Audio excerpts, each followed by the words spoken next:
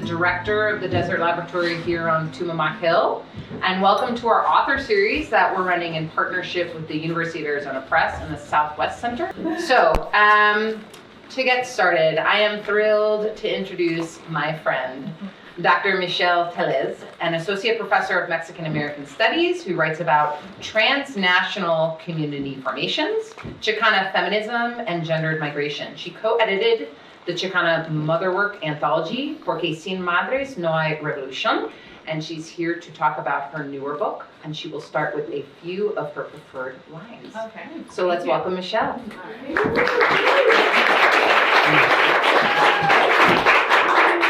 Hi everybody, good evening. How y'all doing? Good. Thank you. It's wonderful to be here tonight. It's an honor to be on this sacred land with you all and to be in community. It's just beautiful out and really taking that in. I met some people who were here from Montana, and so for us it's cold, but I think this is great weather for you all, right? Okay, so I wanted to just share a little bit from the preface of the book, just to kind of open up the conversation, to kind of introduce her the language of the book, and then have a conversation here with my friend. And this book came out in 2021, so it's been a few years actually that it sort of was my offering into the world, right? And I didn't know how it was going to be received, and I've been able to have great conversations with students, community members, about the content, really. And this book is about a community in Tijuana, which is the area that I grew up in, San Diego, Tijuana area. And the book is about an autonomous community that emerges sort of on the heels of neoliberalism, the North American Free Trade Agreement, right, and how communities are responding to those multinational issues, right? And it's also a book sort of about returning home, right? Because I got to write about a place that I grew up in, and really to be in community with the folks that I get to tell their stories about, right? And so the book eventually was translated into Spanish, and it was published in 2023 by a press in Mexico City, and that was really exciting for me because it was finally in the hands of the community. And they can read the stories that they had shared with me, right? So it was something that they already knew, but then to be able to see their book in press, I think, was really exciting. So in 2023, the book won Book of the Year award by the National Association of Chicano Cities, which was really exciting for me because that's my field and that is my community, and that's who I want to be in conversation with. So it was a great honor. So thanks for having me, everybody who did all the labor to bring this together. I really appreciate it. Okay, so the book is called Border Women and the Community of Maclovio Rojas, Autonomy in the Spaces of Neoliberal Neglect. And I'll just start, this is sort of in the prologue, and I start about half a page in, okay? Actually, I'm going to start over here. It has been 25 years since I first heard the word autonomía, or autonomy. I lived in Spain in the mid-90s, and the Lucha Autónoma of Madrid first introduced me to ocupas, alternative social and cultural centers, centros sociales, and abandoned buildings taken over by youth in marginalized urban community. In an asamblea one night, an elder returning from a Zapatista community said to us, "No hay que luchar para destruir, hay que luchar para crear," which means we mustn't struggle to destroy, we must struggle to create. As one of my closest friends, confidants, and interlocutors, Nacho Murgui Parra, who was also a youth organizer in that time and eventually became deputy mayor in the city of Madrid, said, "Es mucho más fácil destruir. Se tarda mucho más en construir," which means it's much easier to destroy. It takes much longer to build. All of this resonated with me for many years and became a philosophy that I have attempted to follow across my life as a scholar, as a mother, as a writer, as a teacher, and a community member. It also raises a question: how do we creatively resist and build in community? In the summer of 2002, I was trying to negotiate my time between my work as a doctoral student with my commitments as an activist across multiple projects. I had continued to be involved in support work for the Zapatista movement in Chiapas, Mexico. The year prior, Subcomandante Marcos of the Zapatista Army of National Liberation had announced to the world that the Zapatistas were going to make a historic journey, a Zapa tour, to the capital of Mexico to meet with Congress in hopes of reaching a solidified agreement with the Mexican government after several years of negotiating about the non-compliance with the Accords of San Andres. In some way or another, women, men, and children worldwide plan to take part in the Zapa tour. In California, a caravan was formed that consisted of Zapatista supporters and activists from both sides of the US-Mexico border. This caravan for justice and dignity was named Cosme Damian Mumia Abu Jamal in honor of two binational leaders and activists. I formed part of that caravan, and in March of that year, our caravan became a part of history when we arrived to the Zócalo of Mexico City to welcome the Zapa tour and its supporters. We were encouraged by the speeches, the stories, and lessons shared with us, and vowed to bring the Zapatista word home. Those of us living in Los Angeles formed a Zapatista support committee, and upon our return, opened a small space in a neighborhood called Echo Park to host cultural and social activities for the youth in that neighborhood. We remain connected to a loose network of Zapatista-inspired organizations in the region. For instance, the Frente Zapatista de Liberación Nacional, which was in Tijuana. As part of our work of supporting and visiting autonomous community spaces, one summer we organized a caravan to Maclovio Rojas, a land movement outside of the city of Tijuana that had declared itself autonomous. I knew immediately that landing there in that moment had radically shifted the course of my life.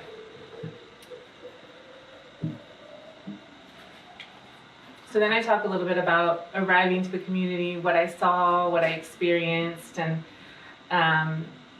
really sort of the impact that it had, you know, visually what I saw and what I learned in speaking with some of the lead organizers.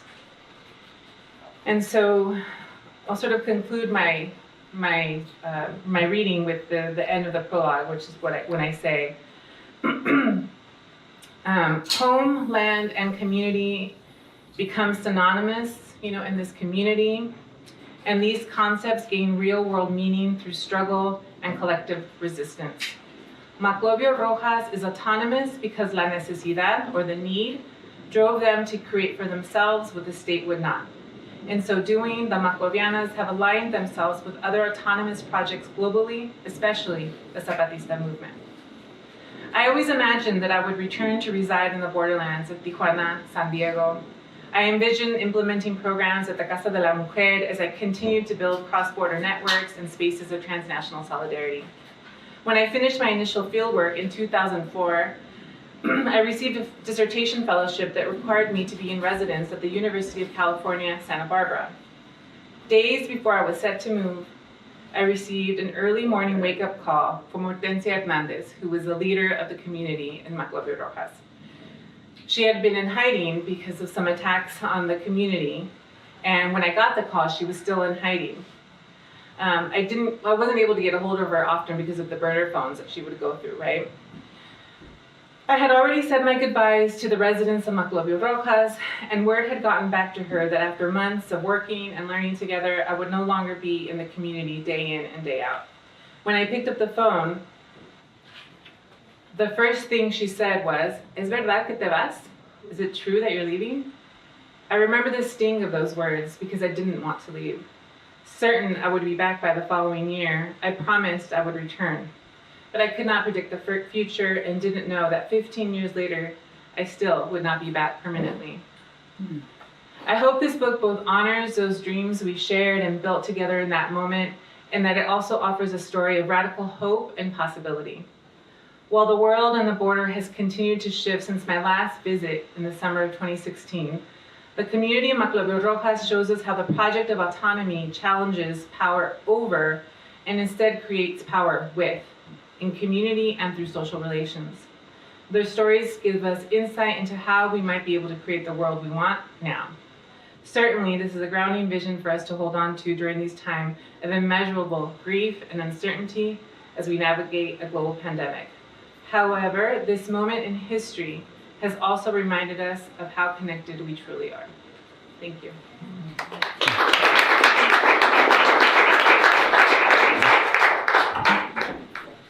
Sure. I'm gonna grab my water. Okay. So I have been friends with Michelle for 7 years at least, and when I read the book, I heard it not in my voice, but in hers, and it sounded just like that. It's so wonderful. I have my questions for her on my phone, so sorry. So you started with a really nice piece that was sort of the nucleus baby version of the book, but so much happened between when you left the community and writing the book. So can you tell us a little bit about the journey there of the creation of the book? Oh, wow. Yeah. Oh. Okay. Thank you for the question and your interest. Yeah, so writing books is a whole journey, right? It's not, I suppose some people can start a project and finish it and put it out there, but this book had so much meaning, and I was so entangled in the relationships that I had created along the way that it was sort of difficult to complete. Like, when does it end? Right? The story isn't over. The community is still fighting. And so at what point do I, as somebody who has the privilege to write, stop telling the story or put a pause to it? So I think that's one element of why it took me so long. As I mentioned in that reading, right? 15 years later, right? And I don't think that's typical. But I think that along the way, lots of things happened, right? I moved to the Sonoran borderlands 20 years ago. I became a mother. I raised a child on my own. I lived in a place that I didn't know anybody. And so it took me time to sort of learn the social, political ecologies of this new place that I called home. I became interested in some of the things that were happening in front of me, right? So I moved to Arizona in the time of SB 1070, HB 2281, right? All that was looming in front of me. And so my political commitments required me to act on that and to think about that and to work in relation about that and to write about that. But this story, I always held on to it, and I knew that I wanted to return to it at some point because I wanted to give it back to the women that had shared so much with me over the course of my time and knowing them and all the years that I went back, right? There's a photo in the book of the first time my daughter visits Maclovio, right? And she was 3 months old maybe, right? And the last time she was there, she was 10 years old, right? So, this is a relationship that is embedded in my personal life and in my, my political work and in my scholarship, right? And so I think that when I landed in Tucson in 2020, what year did I come here? 2016. Wow. I found an intellectual home, I think, here, in that I felt supported in the work that I did in a way that I hadn't felt supported. And I think that opened up the possibility for me to come back to this work and to finish what I had started so many years before. And then over the years, I never lost contact with them, right? It wasn't like this was a project that I did many years before. My political advocacy for the work that was being done in the community remained, my relationships remained, and eventually, I was given the opportunity to really just buckle down. I collaborated with the University of Arizona Press. They were fantastic. To have an editor who believes in your work, right, was instrumental. And so finally, I sort of birthed this book in 2021, and it's been a great journey since then. Thank you. I love how much allegory you use for child and birth, because it certainly is a baby of yours. Certainly. Right?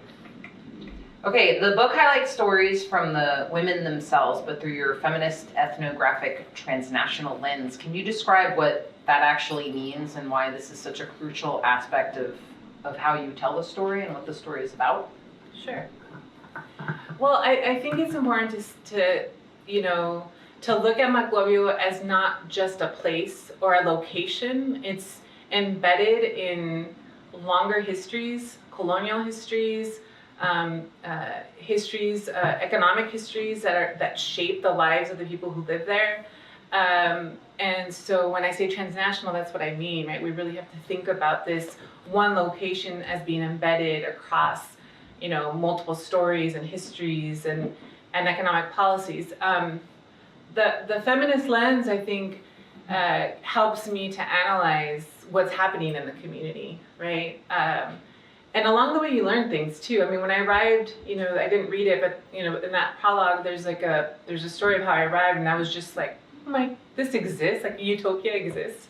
What I saw, right? These beautiful murals and these all these homes that had been created by these initial families who had sort of landed in this piece of land and wanted to be productive on it and create a community that was responsible to one another. And but after landing there myself and being involved in the community, I quickly realized that patriarchy and misogyny and gender-based violence exists in places even when you think that they've developed something radical and powerful, right? And so how could I not have a feminist analysis around power when immediately I was met with sort of these realities, right? And so I think that not having that lens would sort of obfuscate or ignore the very pressing and real issues that affect communities in all places, right? But also a community that's trying to fight for a place to call their own. Yeah. So it would have been a different story and a less true one. Absolutely. Yeah, absolutely. So the U.S.-Mexico border is often described as a space of, among other things, resistance and struggle. But I want to know what you think. What is your perspective on the U.S.-Mexico borderlands, and how does this book offer a particular view on the place as one of hope and community building and possibility instead of one of just negativity and violence and despair? Yeah. As someone who has grown up sort of with the looming reality of the U.S.-Mexico border and all that means, I want us to think about the border not just as a place that people cross, but as a place where people live, right? And what does it mean to live under the auspices of the U.S.-Mexico border and all that entails around security and surveillance and militarization, et cetera, right? Well, what's often not talked about is the possibilities that exist because of this divide, actually, right? Because it creates different kinds of ways of relating to one another, right? Because cultural exchange doesn't cease to exist, economic exchange, of course, familial exchange doesn't cease to exist. And so I think for me, what was really pertinent to this book is to make sure that people understood that even we have all these sound bites about the border, and there's a bigger story to tell there, right? And I hope that this book did that, and offers that as part of this different narrative of the U.S.-Mexico borderlands. Yeah, for sure. The book kind of gives humanity to a place that most of us maybe just see in the news as just like what you said, the borderlands, like nobody lives there, it's just a space. Right. Yeah. Okay, so we're in the Sonoran borderlands right now. How do these lands here differ from the ones you write about? Well, I think that these regions have a lot to tell us, right? They have a lot to offer to us in terms of how we understand ourselves and the world. My experience of both of these places are very different, so I can only speak from my experience, I think, really. The way that I've experienced the Sonoran corridor versus the Tijuana-San Diego border. Well, for example, I grew up over there, right? I grew up there. This is before NAFTA went into effect. So when we were growing up on Sundays, we would go into Tijuana to do grocery shopping. Mm-hmm. We would buy our groceries at Comercial Mexicana because in the 80s it was cheaper to do that, right? And I always joke with my students that I grew up eating Fruity Loopies, not Fruit Loops, right? Because that's what they were called. And I wanted Fruit Loops, but we got Fruity Loopies.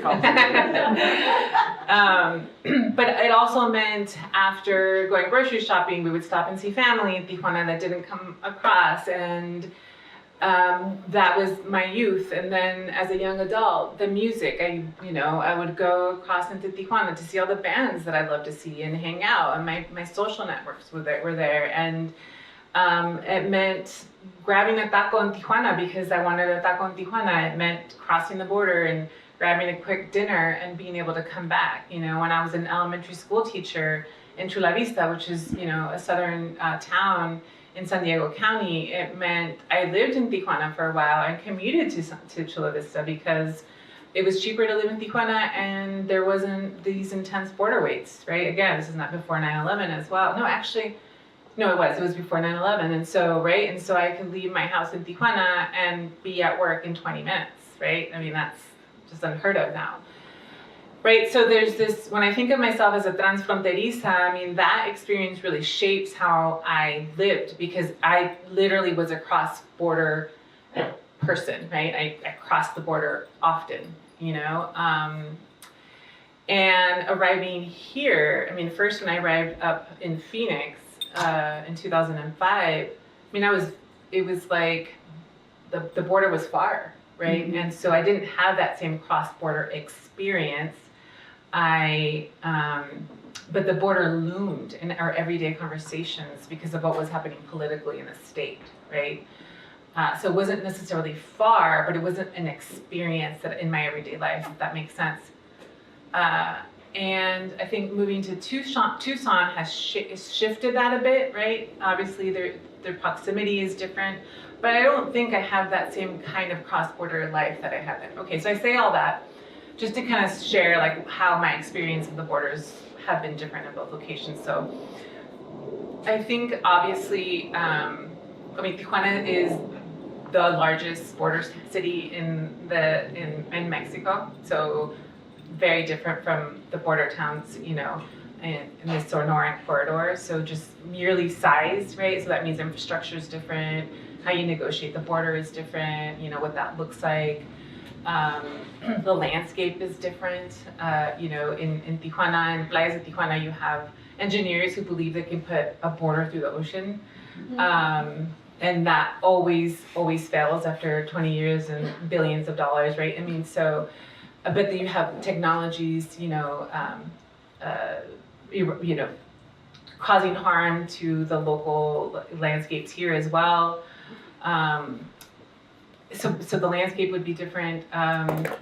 And I think, though, that there's really interesting networks happening across both places. I think that in San Diego, Tijuana, there's a little bit more of from what I experienced, there was a little bit more of visibility around those cross-border networks and exchanges, whether it be even in activism, but cultural work was really, really like prevalent. And I think in the last 15 years that I've been in this region, I've seen a lot of really interesting cultural work happening. I'm a part of a network called the Binational Arts Residency, and I admire the work of the women who have led this effort to create an exchange in the Sonoran corridor, right? And one of the sort of like the imagery that they use or that we use, this is really sort of created by Mary Stevens, Cassandra Hernandez, right?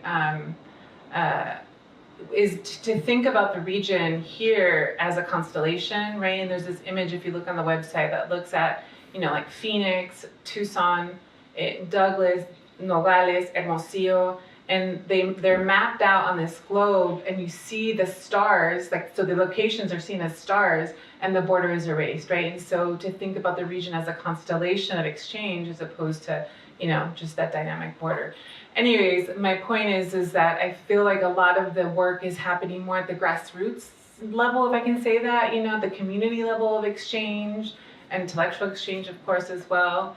And so, but I've learned so much here. I mean, and in both places, right, indigenous communities, like their territories and lands have been completely enveloped, right? So here, 75 miles of the border, of course, is on Oahuacan territory. in San Diego, Tijuana, the Kumeyaay don't have their land recognized in the same way, right? And so it's been in the last 20 years where that recognition has been emerging. And so, so there's so many similarities, and then I think that these are some of the differences that I've experienced in my relationship in both places, yeah. Awesome. Another reminder that the border is not sort of a monolith, right? Mm-hmm. It's different. Before I get to my next question, I didn't know about this Binational Arts Network. I want to know more about it, and I bet folks do too. So what's that all about? Oh, yeah.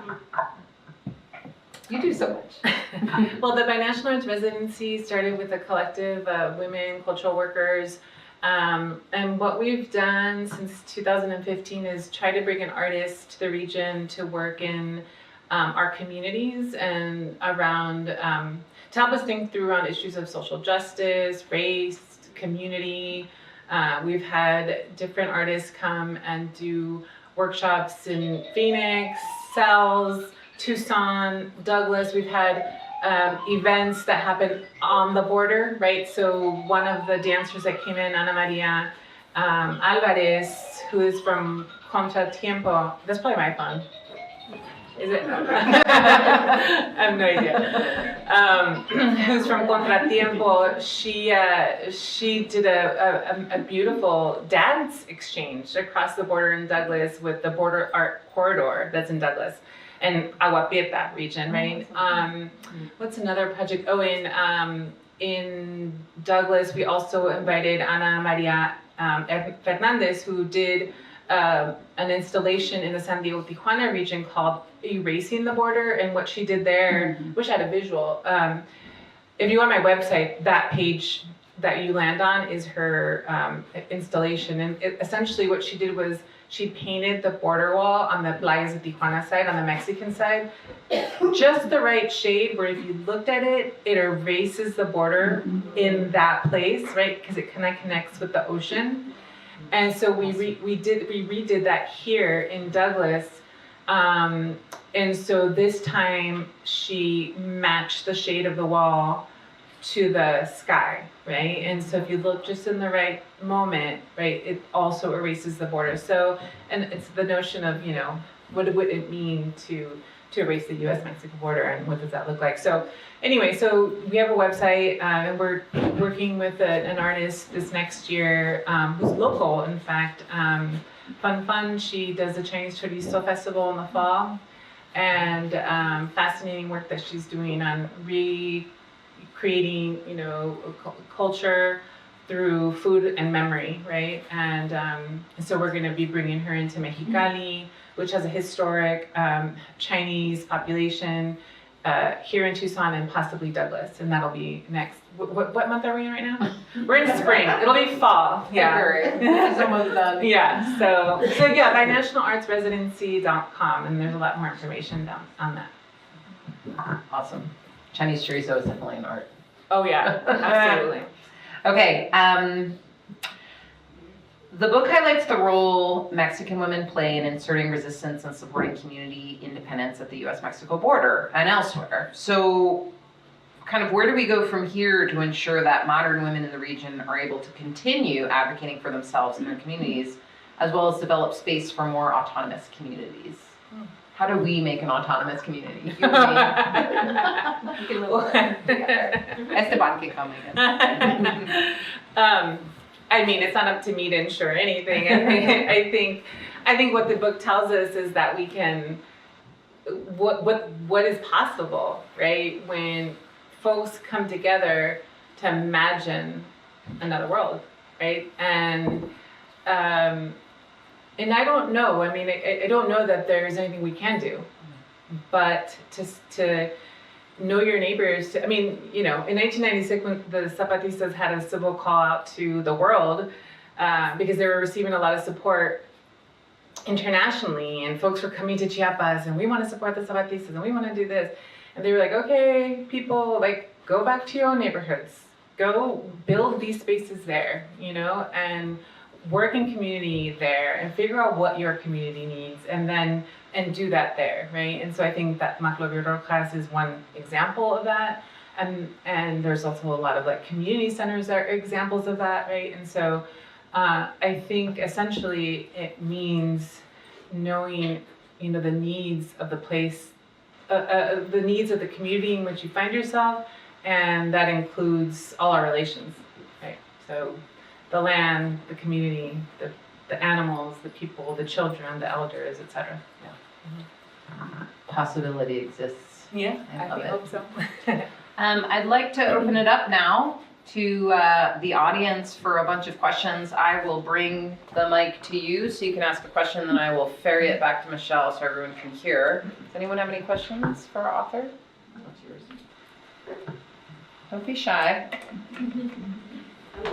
All right, let's see how I'm gonna get over there. So I just heard about this and signed up in short notice, and I have to say I'm naive. I don't know what an autonomous community is. Yeah. What does that really mean, Yeah. especially on the border of Right. two countries? Right. Can you just Absolutely. just skim the surface? for us? Yeah. Thanks for coming.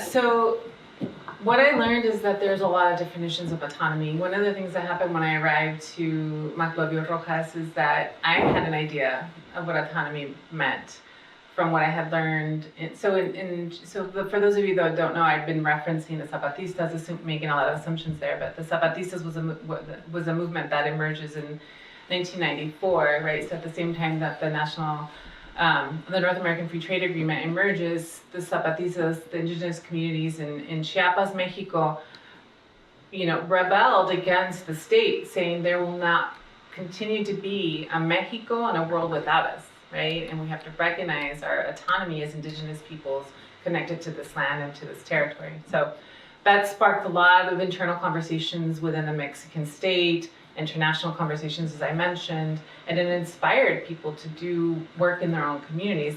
Autonomous movements have happened in Western Europe and in all parts of the world as well, and there's been connections to like anarchist movements, and so there's been an alignment around there's been conversations around indigenous autonomy versus state or autonomy from the state. And anarchist autonomy. So I say all that to say that when I arrived to Maclovio Rojas, I had this idea that, they were all understanding what autonomy meant. And so when I asked the women who had been, so essentially Maclovio Rojas in 1988, right? 25 families who had been a part of an agricultural workers movement. They decided that they were tired of not having a place to call home because they were either migrant workers in the San Quentin Valley that had come from other parts of Mexico, and decided that they needed to find a place to rest. And as part of the Mexican Constitution, there was an Article 17, that said if you settle on national land that is not being used, the land will eventually become yours. The titles will eventually become yours because you are productive on the land. So Maclovio Rojas, sort of those original residents, or they sort of landed there and decided to make the land productive in 1988, and thought that in 5 to 10 years they would get access to the titles. It would become a regular neighborhood, a community, and they weren't seeking autonomy when they first decided to, camp there, right? But what's happening right in the late 80s, right, in the early 90s, is these agreements start happening between the countries that meant that eventually Article 17 from the Mexican Constitution would be removed, and that meant that the lands that had been given access to ejidos or communities would no longer have the same kind of exchange with the agrarian reform laws, right? And so what happened, that's exactly what happened in Maclovio Rojas when they petitioned for their land 5 years later, and then again 10 years later, NAFTA was in effect, and this was like prime real estate, right? This is on the corridor between the California, Alta and Baja California, essentially, right? And so they did not want to lose, the state didn't want to lose access to that land to be able to sell it. It was now available for privatization. And in recognizing that the state wasn't going to give them the titles to their land, learning about the Zapatista movement, the leaders and the organizers in Maclovio Rojas declared their community autonomous, which meant we're not going to listen. You are going to have to bulldoze us out of here before we leave. And many communities have suffered that fate in the same region. And I think a lot of what has happened in Maclovio is that they've been organized, right? They've had leadership, they've had international collaboration, they've had visibility that allowed them to stay there. And so they decided, we're going to create our own homes, we're going to create our own schools, we're going to create our health centers, we're going to have farming land, we're going to create a swap meet, an exchange, a barter system, sports centers. I mean, they have like a 102-point plan. I think of that 102-point plan, they've managed to accomplish 32 of those points, which is amazing, right? They've built their own roads. I mean, everything that you can imagine. I mean, the original homes were made out of garage doors that were brought in from the U.S., right? To construct those original 4 walls, it was garage doors, right? But because they've been embattled with the state, they haven't been able to fully, desarrollar, to develop what they hope to do there in the community. And they have a governing structure, right, that consists of a community leader. And then they have, I guess, the best way to compare it would be like, like neighborhood watches or something, so then in every area, there's like also then a block leader, right, that then sort of reports back to the organizing structure. That's how decisions are made. And when I asked them, so what does it mean to be autonomous, right? I remember the first time I asked that, somebody was like, autonomía, ¿qué es eso? Like, what is that? And so it was because it was like, oh, that's what we do. I don't know what that word is, but this is what we do. We do this because we are unified. We do this because we build it together. We know that we want to have a patrimonio for our children. They're thinking of 3-4 generations ahead. They're thinking about, right? And so their idea of autonomy emerges out of necessity, not out of a political ideology. And that's very different from other places in which autonomy has been sort of constructed. Yeah. So I hope that helps. Fascinating. Yeah. Thank you. Now you have to buy the book. Any other questions for Michelle?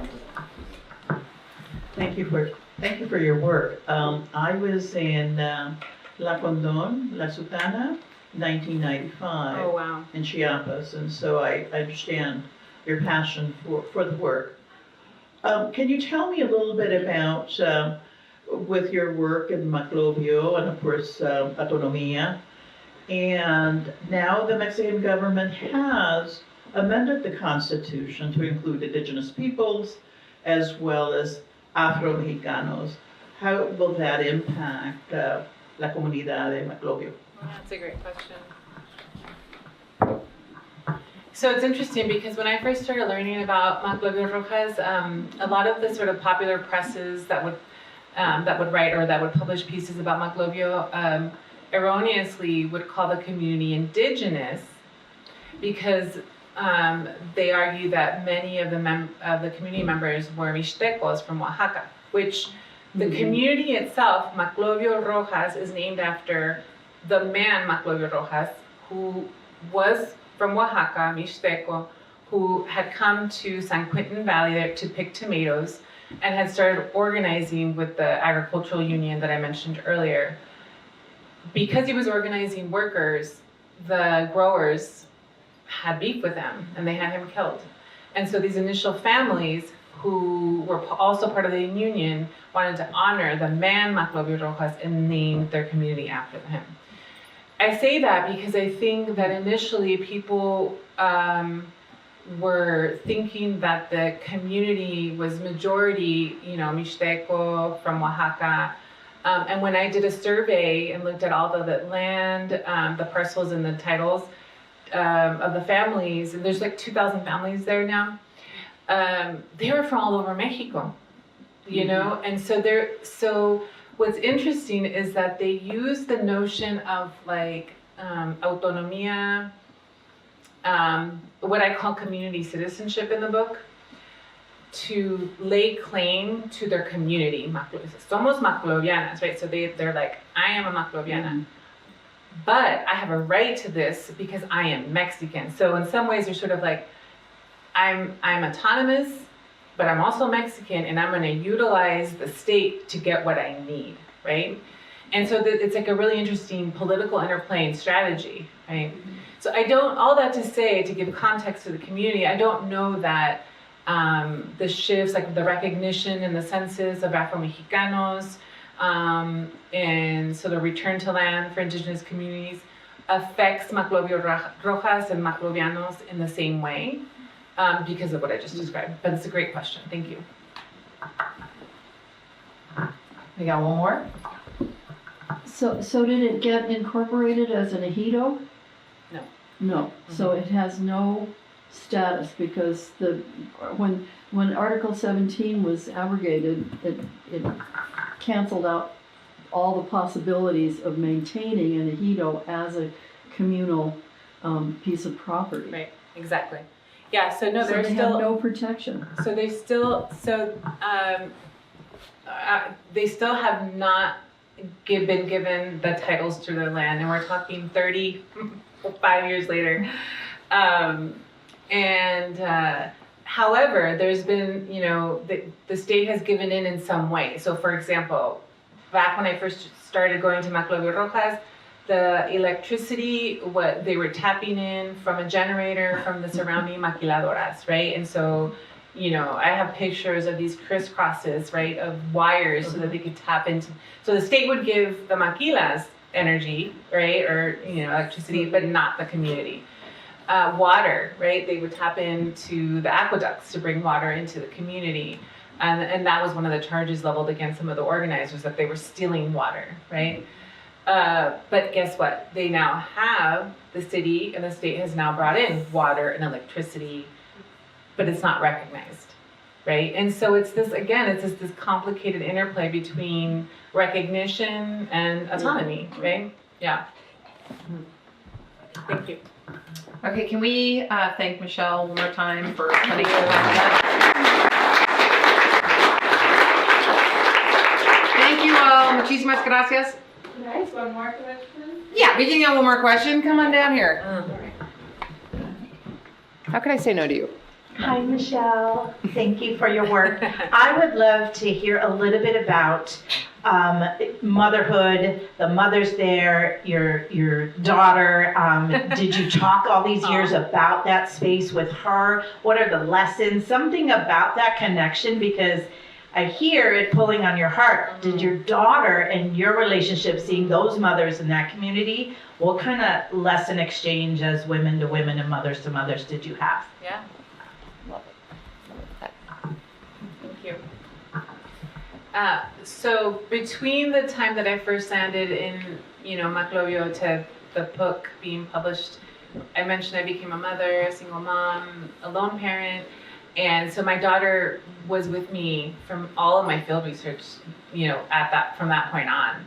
And I don't think that we'd have to ask her really about what she thinks or what she remembers from all of this. I think essentially mothers are at the forefront of this movement because they're thinking about the future of their generations, of their children and their children, etc. And there was a woman in the community that I interviewed. What did she say? She said in Spanish, "Somos puras mujeres porque a los hombres se les caen los pantalones," which means we're mostly women because. Essentially men are too scared, right? and so the point there is that there's like this resilience because they're not doing it for themselves. It's not about, self. It's about community and their families, right? And creating a space for them to survive and to thrive, really, They didn't want their children to have the same fate that they had, right? And so I think that, being surrounded by that for myself was an inspiration in my own journey as a mother, right? The book that came out before this was on mothering, actually. It's actually out there as well, because that felt pressing for me in my own journey as a writer and as a thinker. But anyway, so yeah, but I think the lessons are something that we have to go back to Milagro and ask her. Yeah, thank you. Thank you. Sorry, one Sure. How do you picture the future? ¿Cómo ves el futuro de esa comunidad? I pues me encantaría. I would love for them to just get recognition that the lands that they wouldn't have to keep being embattled by the state because it impedes their growth as humans, as a community, as thinkers, as you know. It's just to always be. I mean, one of the things that I write about is just like the stress, the everyday stress of feeling like you can't feel settled, right? And what that looks like in everyday life for these women. So that would be my first hope, and that they retain their structure so that they can make decisions about their community, even if they become recognized by the state. Does that make sense? So that they could still make decisions about what happens within their community. What's the population? It's 2,000 families. Families, so, you know, it varies, right? Yeah. Yeah, of course, thank you. I don't want to take it. We good? All right, let's thank everyone.